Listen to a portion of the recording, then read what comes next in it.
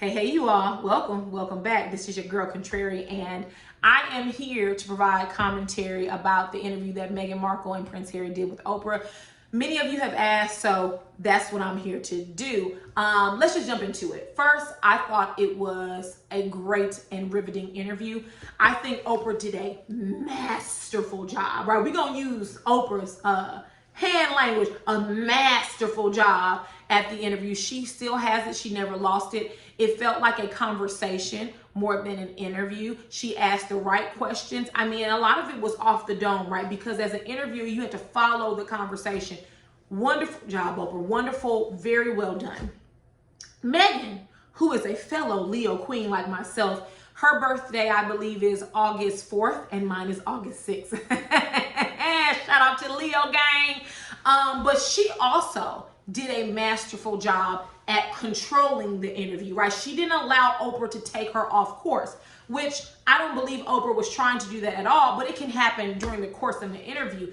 And one thing that she did really well, which is a skill set, right? They teach this skill set in law school where Oprah, while Meghan was telling a story, because Meghan's also a great orator, Oprah would interrupt politely for clarification to ask a question. Meghan would answer the question and then she would wrap right back around to the story she was telling. I believe she did it when she was telling the story or gearing up to tell the story about someone asking about how dark Archie's skin would be.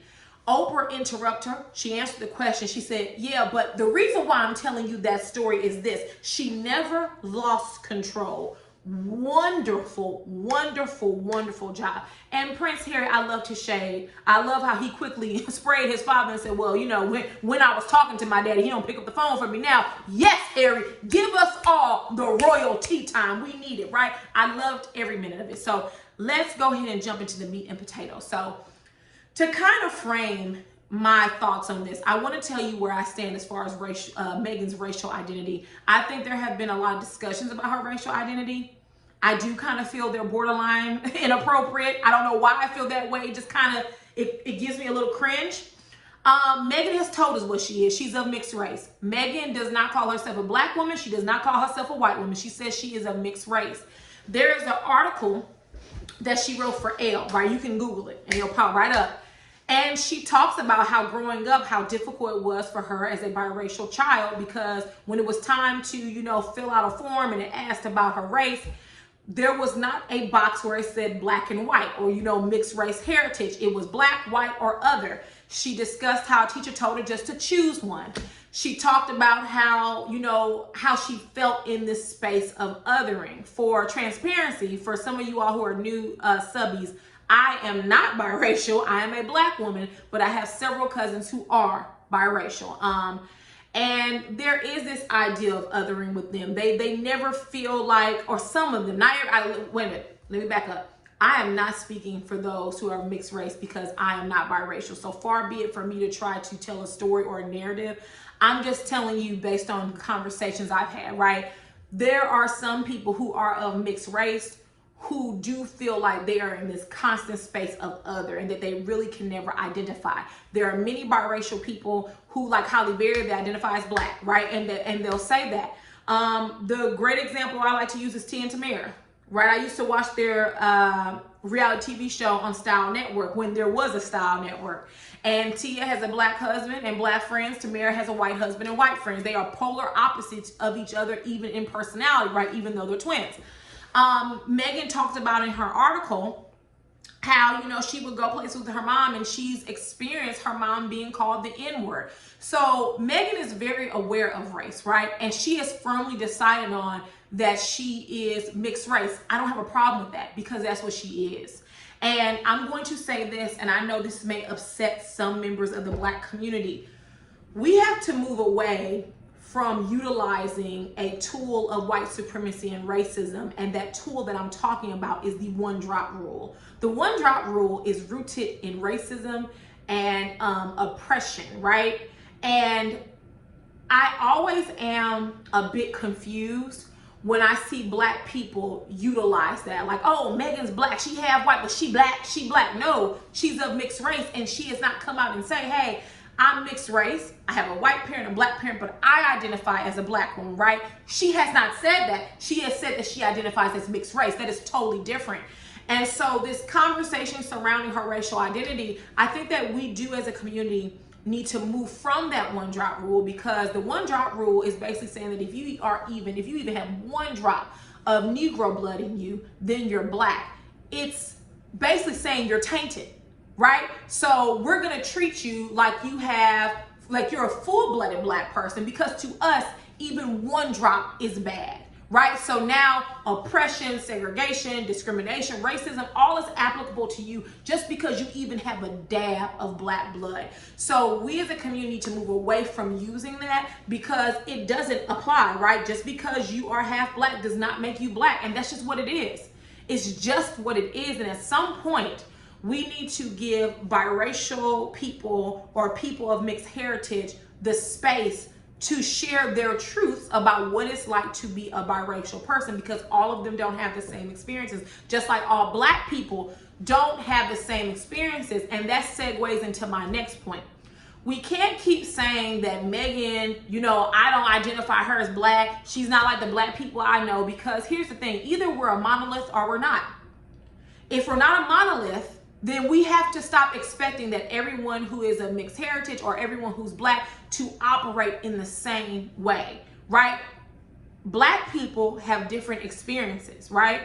And then also your class, right? Your social standing adds to those different experiences. I grew up in a working class family, but I went to private school. All of my life, with the exception of college, I went to private school.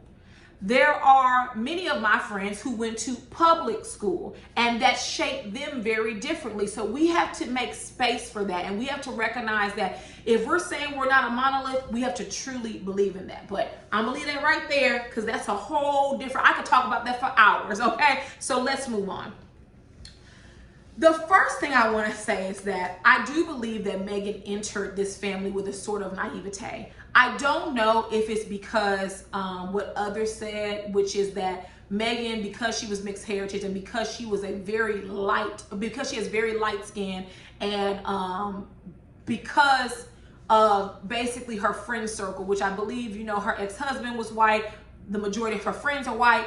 She had a certain social currency, which is the privilege of lighter skin in America, that carried her into spaces that a normal not normal, but an average black person would not have access to, right? And somehow she unconsciously or consciously believed that that same social currency would carry over into the royal family, and she was wrong. I don't know how true that is, but that is a theory, right? Maybe because of how she's been treated in America, maybe it just never crossed her mind that she would be treated poorly upon entering into the royal family. That is certainly a theory that I would be willing to flush out. Like, that could be, and I think it was more so unconscious. Like, she's probably lived her life outside of her mother being called the N-word. She probably hasn't experienced a lot of discrimination. Well, no, I can't say that. That's a huge leap for me to make. She has experienced certain benefits being a lighter skinned person, right, of mixed race. So there are certain experiences with discrimination and racism that she just has not had by variance of her hue, right? And maybe she unconsciously just did not realize that in Britain, right, when you go up to the royal family, they don't care. You have one drop, which to them makes you a black person. It doesn't matter how light your skin is. It doesn't matter if you've had an ex-husband that's white, if your social circle is mainly white, you still are half black, and we're going to treat you like it, right? And so maybe there is a certain naivety she had, and I do think there were several areas where she was naive at. This idea that she did not research Prince Harry, I'm gonna tell you guys now, I don't believe it. I think she did research him. It may not have been extensively, but I do think she knew something about him prior to agreeing to marry him, or at least I hope she would have, right? Because here's the thing, Mr. Contrary is not a part of the royal family, at least not that I know of. I'm pretty sure he's not. And I researched him, right? I looked at his Facebook, I looked at his Instagram, I looked at his Twitter, because I wanted to get an idea of who he was. Is this a representative, or is this truly who he is? And I would hope that he looked at mine to try to glean about who I am, because we live in a world where people, they love the fakery. They love to pretend, and no one has time for that. No one has, I don't want to waste my time with you, right? Because anytime I spend with you is an investment, and I don't want to waste it. So is this who you are? I don't think that Meghan probably went on and did an in-depth research about the royal family, because I know I really never have until Meghan and Harry got married. That's when I became interested. I was like, this white man is marrying this biracial woman. I want to see how this is going to turn out, right? But that was the first time I really went in depth, and after that I still haven't. Now, when I was preparing for this video, I looked up a few things because I don't want to be ignorant. I want to make sure I know what I'm talking about for the most part. But other than that, on an everyday basis, me and my parents, we don't discuss the royal family. So I got what Meghan was saying. Like, we knew about Princess Diana, right? But I wasn't like calling my mom talking about her. Now, full disclosure, my mom actually was a huge fan of Princess Diana. I remember the morning of her funeral because I woke up and my mom was watching it and she was crying. So Diana was truly the people's princess. So many people love Diana. How could you not when you listen to her talk, right? But one red flag for Meghan should have been that the royal family is so racist and classist that they'd rather do inbreeding among themselves than actually seek out people external to the family to marry, because Queen Elizabeth and Prince Philip are related. And if my research serves me correctly, their great-great-great-grandparents were siblings, right? And I think they're related in numerous other ways. Same thing for Charles and Princess Diana. They were related. I don't know how, because I didn't fully research, but they were related. So they'd rather mate with one another than externally seek other spouses that aren't related. Like, that tells you, that should tell you something right there, that something ain't right. Also, of course, the royal family, they are rooted in oppression and racism and in imperialism and colonialism and subjugating and pillaging African countries 100%. That is true. Their money comes from the backs of our ancestors 100%. I don't think Meghan cared about that. And I really don't have much. She did not care about it. But then I think about how it applies to us, right? There are several members of the Black community. We love our luxury cars. We love our luxury purses and designer clothing. We love our Ivy League schools, right? Like, you know, it's always funny, and not to spray her, but Amanda Seales, like, she will get up to you and brag about how she went to Columbia College or Columbia University, right? She will sit up here and brag to you about her Ivy League school, and yet come and talk to you about capitalism, right? Because a lot of us have that duality. We often are victims of capitalism, and then because we're victims, we engage in it, right? So all of us are, well, not all of us, but a lot of us are guilty of it, right? Do you think Louis Vuitton like Black people? I'm gonna say no. And I love Louis Vuitton purses, love it. I'm not even going to lie to you about it. Do you think Chanel likes Black people? Do you think Gucci? We know Gucci is racist. And how many of y'all still buy that cheap Gucci belt that you can find on clearance down to the Nordstrom's rack? How many of y'all still do, right? We all fall short. And that's not a degradation. It's just a slight criticism, right? So we all engage in systems of oppression when we want something, right? We all, like, it's funny because I always talk to my group of friends, when somebody make it, you can tell they get their Mercedes or they get their Audi, they get their Lexus, and then they get a Louis Vuitton purse, right? It's without fail. I love to see when people lightweight brag, like, oh, I'm not getting the stimulus check. Oh, really? What are you trying to tell us? You're not getting the stimulus check. Why? Because you make too much money. So we all engage in these systems, whether it may not be to the extreme that Meghan did by marrying someone from that family, but we all do it. So if we're going to criticize her, we also need to look inward and criticize ourselves. So I think that Meghan did a great job at letting us know that the royal family, while they are a family, it is 100% business all the time. They are the firm. They are the institution. And Meghan, when she walked into this, I don't think she realized that. And also, a lot of this I'm going to put on the shoulders, and I'm going to blame Prince Harry. Because if you're marrying someone, was there not a sit-down conversation of, listen, when you marry me, this is what's going to happen? Because Meghan said they take your keys, they take your passport, they take your license. You are living in a beautiful prison, right? That's what you're living in. And Diana described it similarly. Fergie described it similarly. Right? Like, where I think that if Meghan didn't do research, she did herself a disservice by not doing it.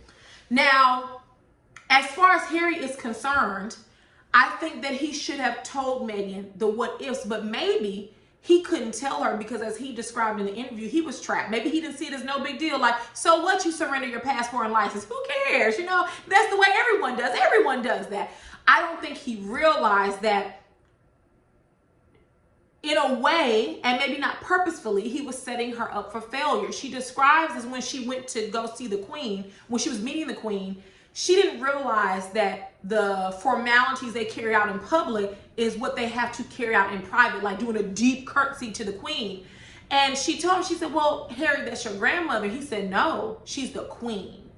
And what he was saying, and maybe Meghan didn't realize it then, is that her being the Queen supersedes everything she is, right? This is a business, and the business always supersedes the family. So we happen to be family, but we're in business with one another. And I think that Meghan really came to terms with this being a family that was in business when she reached out for help because of her deteriorating mental health, right? And I don't want to trigger anyone, so I'm going to be very gentle as I discuss this, but the fact that she reached out to HR and they did nothing and they refused to help her, it is disgusting. And that alone would have caused me to leave, right? I'm telling you, I'm waving the white flag. Please help me. I need help. Help me. I need it. Please help me. I need it. She reached out several times and they denied her. I really do believe they were trying to get Meghan out of there one way or the other, if you know what I mean. Are you picking up what I'm putting down?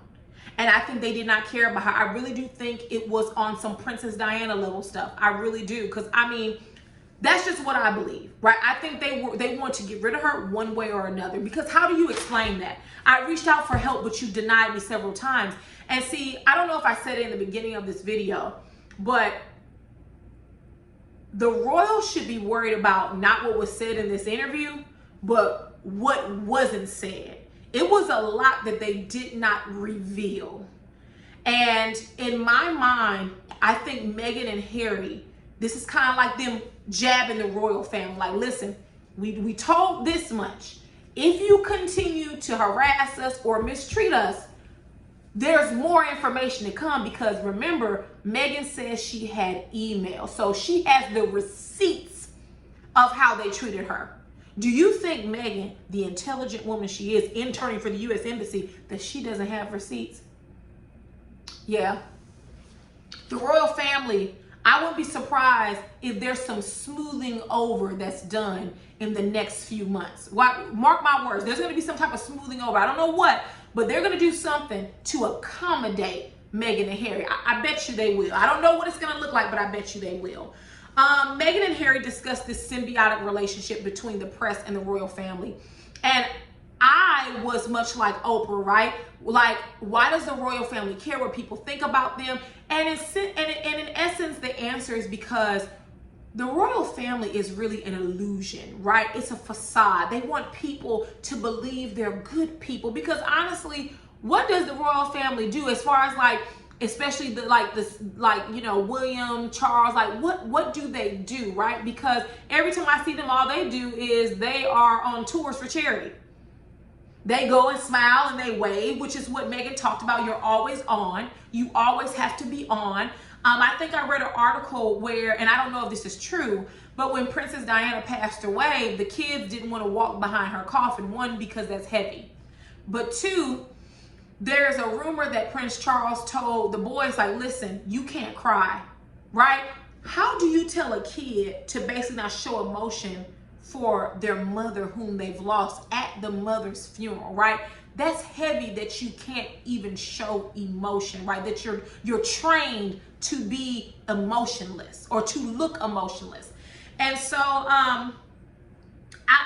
once Meghan said that the holiday parties for the press are held at the Royal Palace, I was like, oh, that explains it all. Like, I don't think I knew that. I know I didn't know that. that tells me everything I need to know, that this is a mutually beneficial relationship, and that while they were telling Meghan she was protected, they were using her as bait to cover up and lie for other family members. Prince Andrew, Prince William, like they were using her. You know, this whole idea that she was an added benefit, when her and Harry said that, it made me cringe, because what I thought is, Harry, is that how you sold her to the family? I know she's mixed race.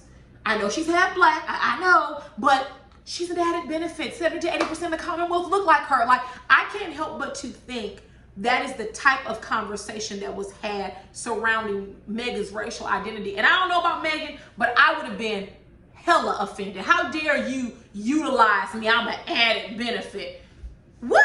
Like, do y'all feel me? I don't know if I'm articulating that correctly. It just felt so wrong. Like, oh, I'm an added benefit, use me. And when she was saying that, I was like, Meghan, girl, wake up. and here's the thing. I fully do believe Meghan wanted to be a princess, a duchess. I fully believe that she wanted to live this royal lifestyle. And I'm not even mad at her, because a lot of women would have done it. We have a lot of instruction and language around women securing the bag, only dating men of a certain monetary value with a certain credit score, you know, not marrying beneath you. There's even this whole conversation about black women divesting from black men and going to, and you know, social climbing their way. It's a lot of conversation around that. So it doesn't surprise me that Meghan wanted these things. I can't even fault her for it, because there's a lot of women who would have done it. He's a prince, girl, move. I'm getting married. We're going to secure the bag. And that's not a criticism of Meghan, because you can't tell me Kate didn't do the same thing. You can't tell me. That's why they call her Weighty Katie. They would make up to break up, break up to make up. And then after they got back together and they graduated college, how long did it take William to propose to her? She was not going to let go of that man, because one day he was going to be king. And she wanted that lifestyle. Now, I don't know if she realized what she was getting into, much like Meghan, but they wanted the lifestyle, right? Meghan didn't realize how much she'd be trapped in the castle. Do I think there was jealousy that transpired? Yes, of course. Have you all seen Kate? Kate looked like a 50-year-old woman, and Meghan is like almost a year older than her. And look at Meghan and look at Kate. Kate look a fool. Kate is a wealthy woman who looks like she works 5 jobs, 80 hours a week. She does not look good. Skin is sagging, crow's feet. And I'm not trying to go in on her, but real life, like, if you're a billionaire, honey, you can't go get a little nip and tuck. Like, don't you have nannies to take care of your children? Look at Meghan and look at Kate. It's obvious jealousy there. On top of that, Harry talked about the Australian tour where Meghan went, and she just stunned. And it was reminiscent of Princess Diana, right? And I don't think that Kate, William, and Charles wanted Meghan to be another people's princess, because the focus is supposed to be on Charles, William, and Kate, because they are in direct line to the monarch. So the focus ain't about you. Your husband will never be king unless something extraordinary happens. Your husband would have never been king. So for the focus to be on you and not Kate and William, yeah, automatic jealousy. And Harry confirmed it, because he said everyone was welcoming at first. He said the Queen has always been welcoming. And then he said Charles, William, and Kate were, past tense. Jealousy, racism, all of that. They didn't like Meghan. They were tolerating Meghan. And then when Meghan stepped out and she was just natural at public speaking, she was natural at relating to people, honey, they had a case of can't take. Now, when it comes to questioning Archie's skin color, how dark it would be, you know, how racist do you have to be to look at Meghan and know that she's mixed race, to look at Harry and know that he's white, and have the unmitigated gall to think that the baby's going to be dark? And I'm going to tell you why they asked that. They looked at her mother. They saw that beautiful black woman with that bronze skin walk up and those locks and said, oh no, oh no, we can't have, no, what they say on Get Out, no, we cannot have one of the grandchildren looking black, oh no, that's what probably triggered them.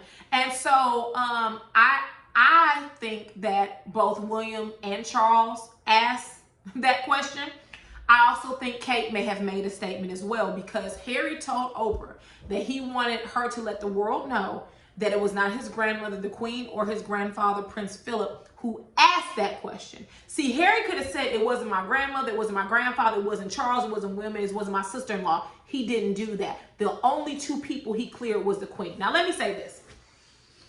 Both of them spoke very fondly of the Queen, which is fine, but the Queen is in on the heist, you all. The Queen could shut all this down and say, you know what? We're not going to treat Meghan and Harry like this. We're going to reinstate titles. We're going to do this. We're not going to treat them that way. I am appalled. She could have shut all of it down, and she chose not to. So while she's smiling in their face, pretending to be the good grandma, she's actually in on the whole thing. Now, a friend of mine who's really into the royal family, she was saying how that the reason probably why the Queen was not as involved is because they are slowly transitioning this monarch to Charles, and they are allowing Charles to make a lot of they're allowing Charles to make a lot of the decisions at this moment because of this transition state. I don't know if that's true. That's just what my friend tells me. I have no clue, because I don't know the royal family like that.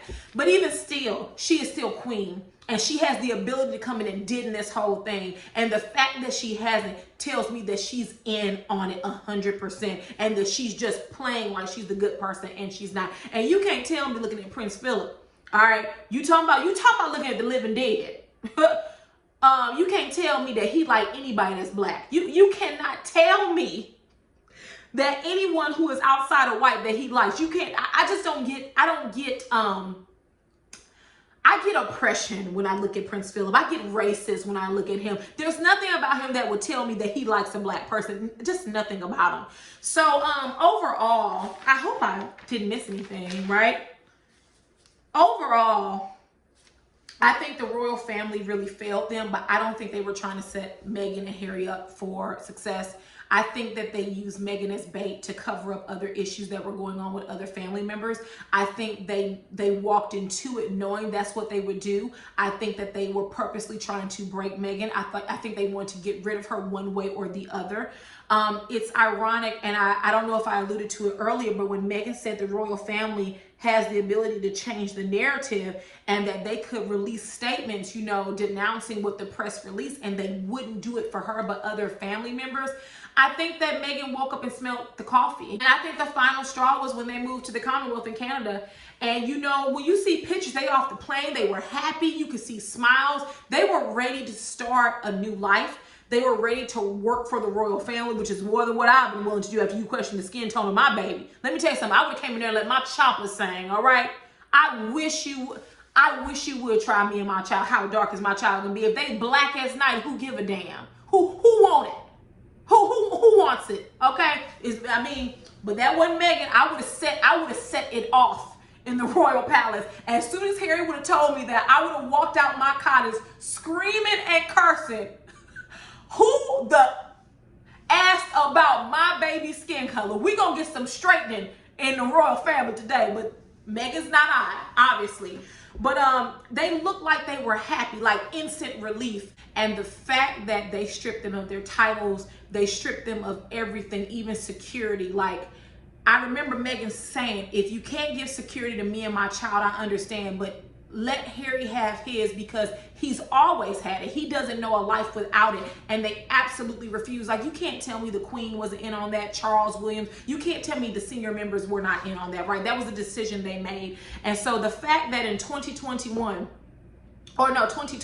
they had to flee to California, where Tyler Perry gave him his home and security, like, whoever would have thought about that? Whoever would have thought that Tyler Perry would have been helpful to Prince Harry and Meghan? I don't think we could have written it better than that. Like 2020 and 2021, boy, these are gonna be some years for the books, I tell you. But it was nice of Tyler Perry to do that. I know he gets a lot of criticism, but the fact that that a black man could do that he had enough coin to, shout out to Tyler Perry. Basically, how they are living is they have invested in some apps. They're working on projects. And then also Diana left Harry an inheritance. And he said without that, he don't know what he would have done. But something my husband said, he was like, you the man of your family, go get a job and get to scrubbing floors. I said, come on, Mr. Contrary. Like, come on. Like, I mean, honestly, with him being royal, They could have did a lot of stuff. They could have took pictures and sold them to People magazine. Not what they wanted to do, but hey, y'all left me out in the dark. So I got to do what I got to do to make some money. Let me tell you something.